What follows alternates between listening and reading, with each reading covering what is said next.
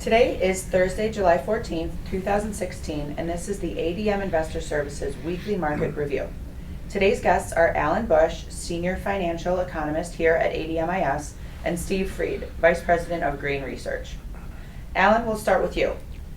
The gold market is off its highs as flight to quality longs are liquidated now that the UK vote to leave the EU may not be the economic disaster that the Remain campaign said it would be. What is the outlook for gold futures now? Okay, well, you are right that flight to quality longs have been liquidated now that the Brexit vote is out of the way. But that is not the dominant influence that has taken the precious metals higher, especially the gold market. What is really the fuel for this bull market that started long before the Brexit issue came into play is the inflation outlook. Inflation is gradually coming back.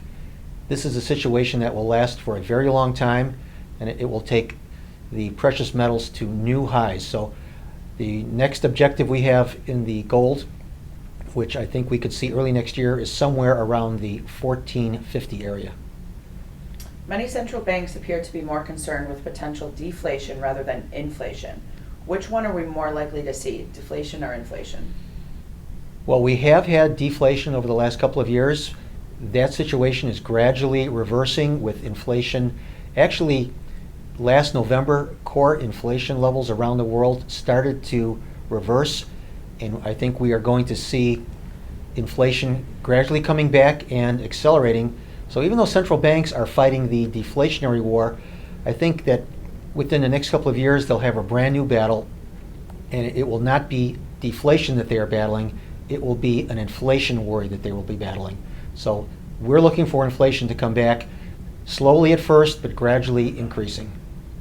Much of the recent strength in stock index futures was linked to the belief that the Bank of England would lower its benchmark interest rate at today's policy meeting. What are the stock index futures higher in spite of this bearish news? Okay, well, stock index futures are higher because we're in a bull market. Anytime a market ignores bearish news, and this lack of a rate cut from the Bank of England should be considered bearish news, and yet stock indices advanced to new highs, both the S&P and the Dow, and in fact at new historical highs. So it's an indication that more of the same is in store for us. This bull market will continue all this year, and I would not be surprised to see follow-through gains into next year for all of the major stock index futures. Steve, why did the USDA say in their July supply and demand report?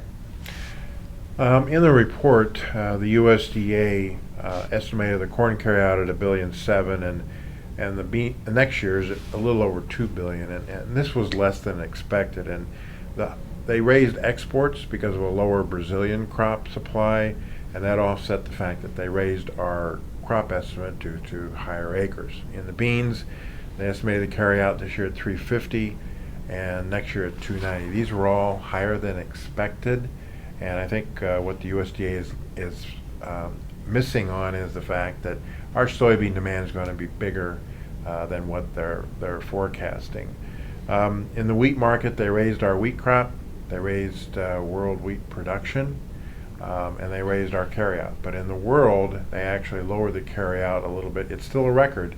They lowered a little bit because wheat got cheap enough that it's now going to be fed more than normal. And where are the prices now, and what are the grains trading? Prices are at really critical levels. When we look at November beans, today's high at around 11.23 is a point in which we had a gap from a previous week.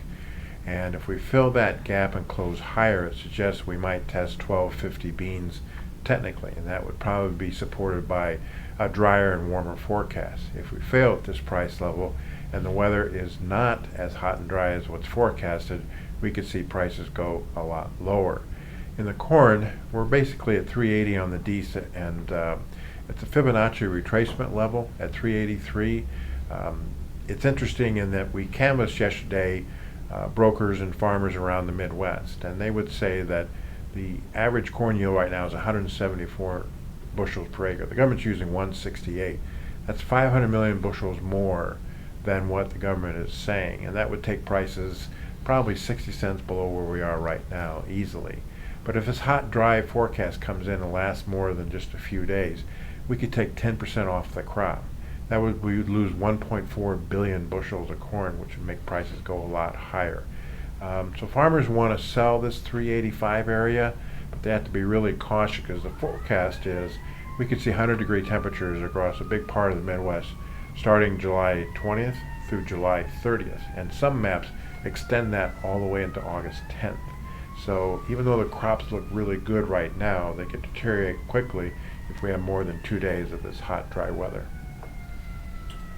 Please remember that the opinions expressed here today are solely the opinions of our guests and are not necessarily the opinions of Archer Financial Services, ADM Investor Services, or Archer Daniels Midland Company. If you have any questions or comments or would like to know more about our services, please contact us at www.admis.com.